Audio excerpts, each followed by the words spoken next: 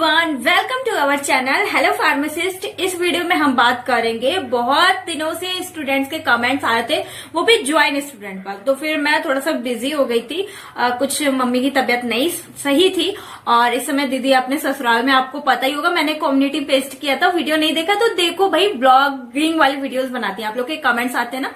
तो चलिए इस वीडियो में बात करते हैं बायोकेमिस्ट्री की। आप लोग के जो कमेंट्स आ रहे थे हिंदी इंग्लिश बोथ लैंग्वेज में, और नोट्स कैसे बनाना रहेगा ये भी बहुत ही इजी लैंग्वेज में बताऊंगी। खुद आप तुरंत वीडियो देखते ही तुरंत प्रिपेयर हो जाएगा फास्ट ही। और एग्जाम की कॉपी में कैसे लिखना है, कौन से पॉइंट्स वो ऐड करने रहेंगे आपको, जो कि एग्जाम में नंबर बहुत ही अच्छे से मिलने के चांसेस रहेंगे। और हिंदी इंग्लिश बोथ लैंग्वेज पहले आपको खुद से ये प्रॉमिस कर लेना है कि हाँ, इस वीडियो पे आ गए हैं जैम वाले टॉपिक को पढ़ने, तो समझ के ही जाना है। बहुत अच्छे से मैं समझाऊंगी, वीडियो देख के ही पता चलेगा ज्यादा मैं, हाँ दीदी ने बहुत अच्छे से समझाया है।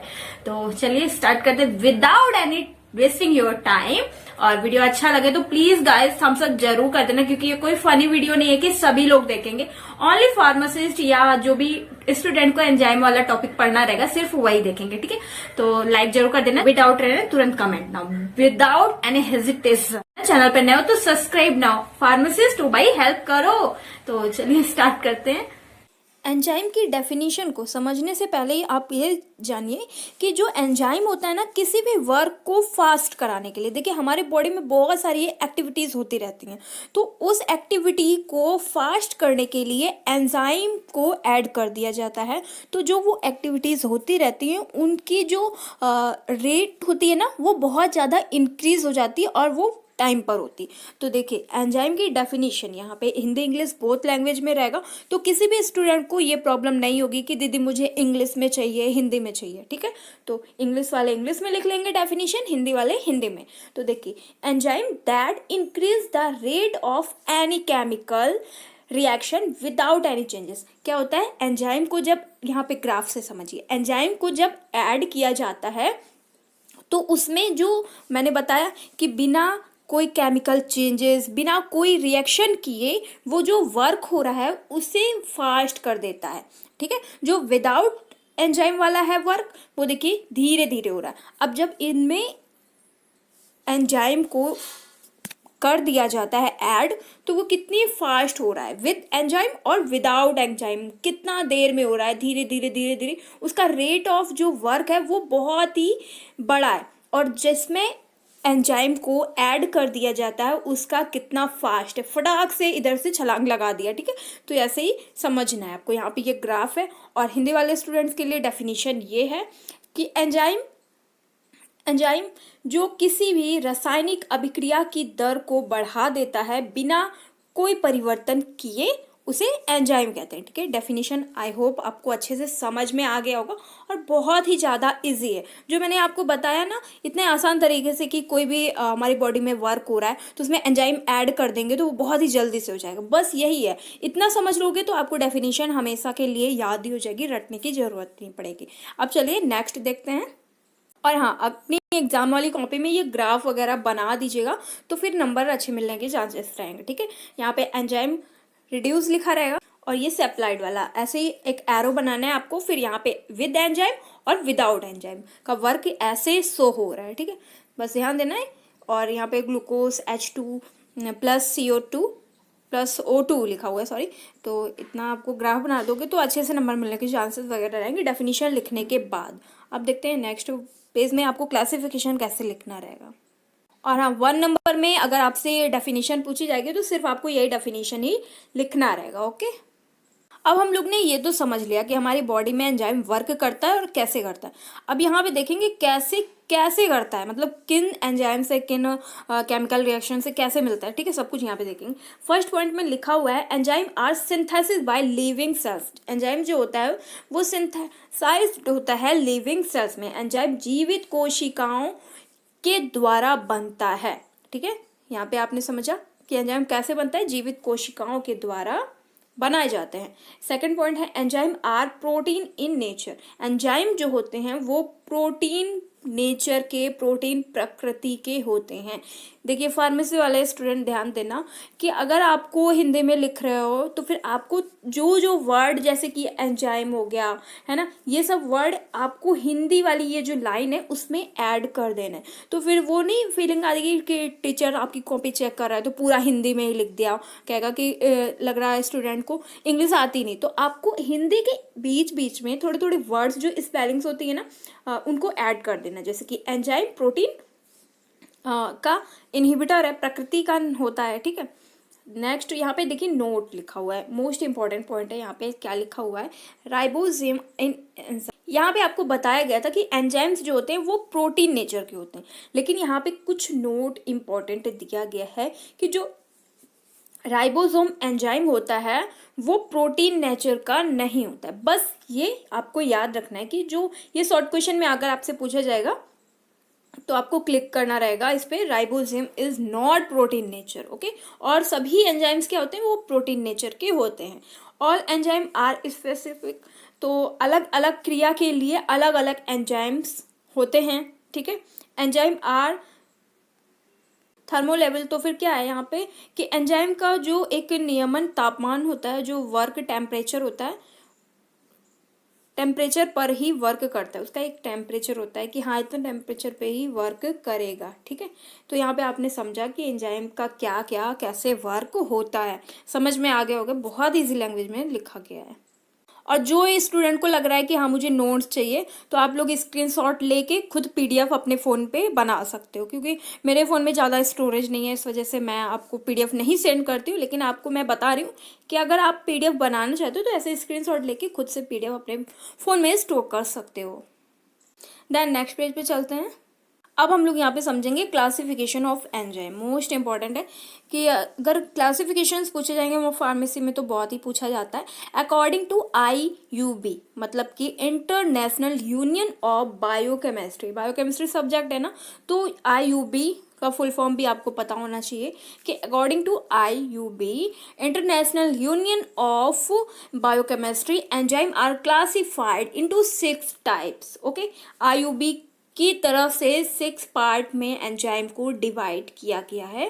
फर्स्ट नंबर है यहाँ पे आपका enzyme oxido reductase, transferase, hydrolase हो गया, और लाइसेस और यहाँ पे लाइगेज लिखा हो, ठीक है। ये तो डिफरेंट है। लाइगेज में क्या होता है, ये तोड़ने का काम करता है, किसी भी बॉन्ड को तोड़ने के लिए लाइगेज का काम किया जाता है, ठीक है, लाइसेस का। और लाइगेज में क्या होता है, ये ऐड कर देता है, एडिंग नेचर होता है किसमें, लाइगेज में, ओके। और ये वाला आपका आइसोमर एंजाइम, तो 6 टाइप के एंजाइम्स होते हैं, आपको याद रखना है।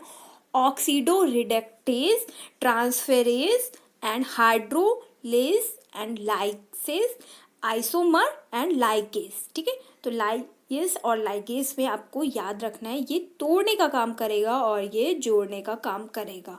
अब इनके पार्ट्स कैसे आपको डिस्क्राइब करना है, क्लासिफिकेशन पूछा जाएगा ना तो इनको डिस्क्राइब भी तो करना पड़ेगा भाई, बहुत ही ईजी लैंग्वेज में है, शॉर्ट्स है, बस ध्यान से देखने की जरूरत है, आपको सब कुछ अच्छे से समझ में आ जाना। और हाँ, अच्छा लग रहा है वीडियो, समझ में आ रहा है तो लाइक जरूर कर देना guys. Oxido reductase first classification है हमारा, ठीक है। तो देखिए इसमें क्या लिखना है, this enzyme show 2 type of reaction, oxidation and reduction. तो देखिए यहाँ पे 2 टाइप को इसको ऐड कर दिया गया है, ऑक्सीडेशन और रिडक्शन को ऐड करके ऑक्सीडो रिडक्शन बनाया गया है वर्ड, ठीक है। यह एंजाइम 2 प्रकार की क्रिया करवाता है, जैसे कि आपने पहले ही देख लिया, हिंदी इंग्लिश बोथ लैंग्वेज में, इंग्लिश वाले ये लिखेंगे, हिंदी वाले ये लिखेंगे। और ये आपको बनाना बहुत ही ज़्यादा जरूरी है एग्जाम की कॉपी में, क्योंकि थोड़ा सा अच्छा लग रहा है ना, और कॉपी भी भर जाएगी जल्दी से। तो स्टूडेंट की बहुत सारी प्रॉब्लम रहती है जिन्होंने थोड़ा सा कम पढ़ा हुआ है कि कॉपी कैसे भरे, मेरी तो कॉपी नहीं भरती है। तो आपको ये स्ट्रक्चर हमेशा याद रखना है, स्ट्रक्चर याद रखना है, और फिर इसी से आपका ये डेफिनेशन भी लर्न हो जाएगा, ज़्यादा आपको डिफिकल्ट नहीं लगने वाला है। तो यहाँ पे क्या हो रहा है, ऑक्सीडेशन एंड रिडक्शन में एडिंग नेचर है, मतलब कि जोड़ रहा है ना। तो ऑक्सीडेशन में AH2+B को ऐड कर दिया गया है, ठीक है, ऑक्सीडेज किया गया यहाँ पे, और यहाँ पे रिडक्शन किया गया, रिड्यूस कर दिया गया। तो यहाँ पे इसको ये इसमें जोड़ रहा है और ये इसमें रिड्यूस कर रहा है, आउट कर रहा है। ए को बाहर कर दिया और बी प्लस हो गया, ठीक है। बस बहुत ही ईजी सा है, और इसके ये एग्जाम्पल्स आपको लिखना जरूरी है। अल्कोहल हाइड्रोजन्स और साइटोक्रोम ऑक्सीडेज। तो ये हो गया फर्स्ट नंबर हमारा क्लासिफिकेशन, बहुत ही इजी लैंग्वेज में। सेकंड क्लासिफिकेशन की ओर चलते हैं, जो कि है ट्रांसफेरेज, ट्रांसफर कर रहा है। ट्रांसफेरेज नाम देखिए, ट्रांसफेरेज मतलब ट्रांसफर कर रहा है, ठीक है। This enzyme help to transfer a one group with other group. तो यहाँ पे या एंजाइम किसी क्रिया में एक ग्रुप से दूसरे ग्रुप के साथ परिवर्तित कर देता है, ठीक है, चेंज हो जाता है, ट्रांसफर कर देता है। तो देखिए यहाँ पे ए एक्स प्लस बी, तो ये एक्स जो है ए का जो ए के पास जो एक्स है उसने बी को ट्रांसफर कर दिया। तो देखिए यहाँ पे ट्रांसफर हो गया। जैसे कि मान लीजिए आपके पास टॉफी है, आपके पास टॉफी है, आप अपने भाई को देना चाहोगे, तो लो भाई तुम भी ले लो, ठीक है। तो वो अपने भाई को दे दिया, ओके। ये है ट्रांसफरेज, ट्रांसफर कर दिया, ठीक है। इसका एग्जाम्पल हेक्सोकाइनेज और ट्रांस एमाइनेज एंड ट्रांसमेथाइलेज, ठीक है। ये तीनों एग्जाम्पल्स हैं इसके, और इसमें नेज इज लगा हुआ है सभी में, ठीक है। ये याद रखना है, ध्यान देना है थोड़ा सा, और इजी लगेगा। नेक्स्ट देखते हैं थर्ड नंबर क्लासिफिकेशन को। तो इसका क्या है, हाइड्रोलेज। हाइड्रोलेज में क्या हो रहा है, this enzyme broken down hydrogen bond when water molecules add, water molecules जो हैं उनको ऐड करता है ब्रेकन डाउन करके। यह एंजाइम किसी तत्व के हाइड्रोजन बंध को तोड़ देता है जब उसमें पानी जुड़ा रहता है, जब उसमें वाटर रहता है, ठीक है। तो देखिए यहाँ पे क्या लिखा हुआ है, AB प्लस H2O, ओके। तो इसमें क्या करेगा, H2O को अलग कर देगा, वाटरिंग जो नेचर रहेगा उसको साइड में रखेगा। तो AH प्लस BOH, ठीक है, ये कर दिया है। मतलब क्या है कि इसमें वाटर को एकदम अलग करना है, वाटर जो है उसको निकालना ही है, ठीक है।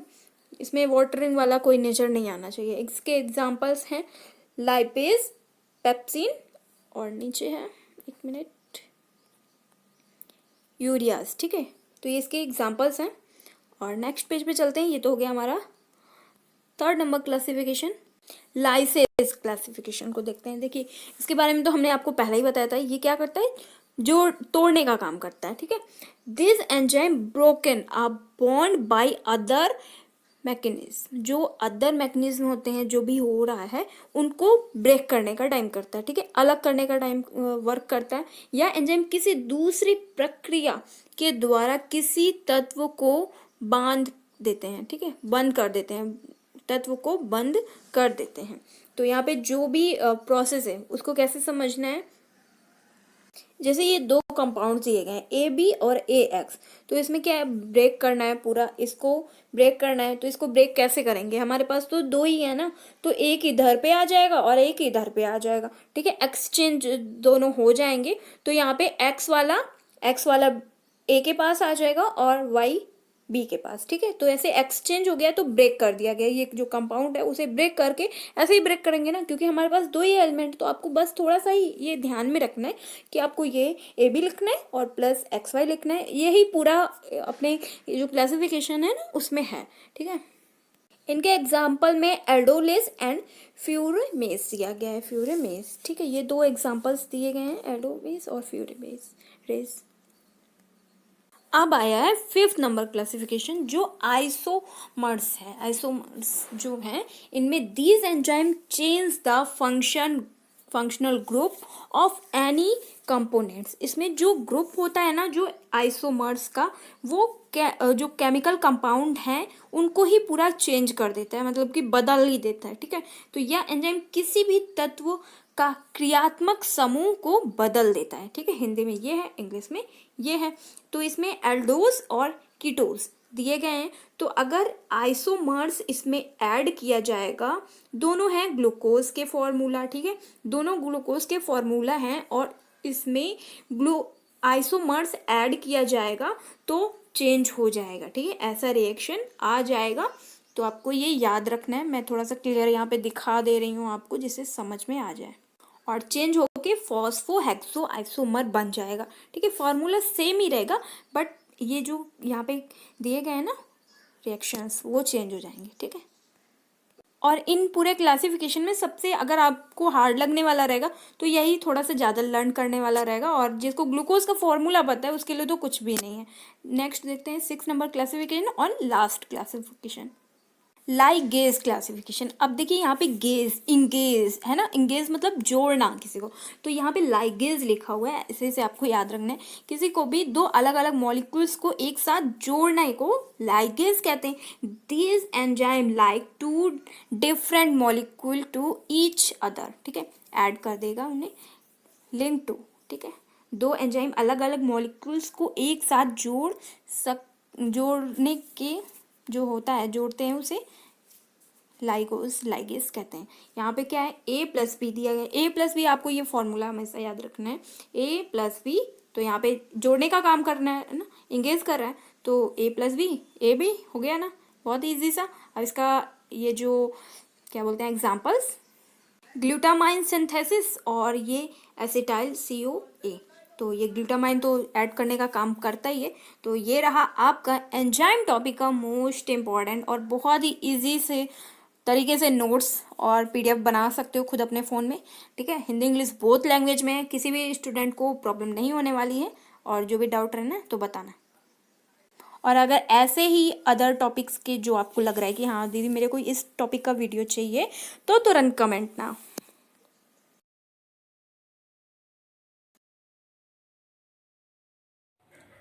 तो I hope my younger brother sister, मैंने आई होप अच्छे से आपको बहुत अच्छे से समझाने की कोशिश करी है ना, एक्सप्लेन किया है, तो अच्छे से समझ में भी आ गया होगा वीडियो। और कोई भी डाउट है ना कमेंट ना, मैंने पहले भी बोला था। और चैनल पे नए हो तो जाते जाते सब्सक्राइब कर लो भाई। और फार्मेसी के लिए सेकंड ईयर के स्टूडेंट हो तो ये वीडियो आपके लिए बहुत ही ज्यादा इंपॉर्टेंट है। जल्दी से देखो भाई, एग्जाम टाइम आने वाले हैं, तैयारी हुई है या नहीं हुई है, जल्दी से देखो। अभी मैं कहीं नहीं जाने वाली हूँ, जल्दी से देखो, मोस्ट इंपॉर्टेंट है आपके लिए। देखोगे फिर कहोगे कि हाँ दीदी अच्छी जगह मेरे को आपने पहुंचा दिया। तो देखो, bye bye, thank you so much.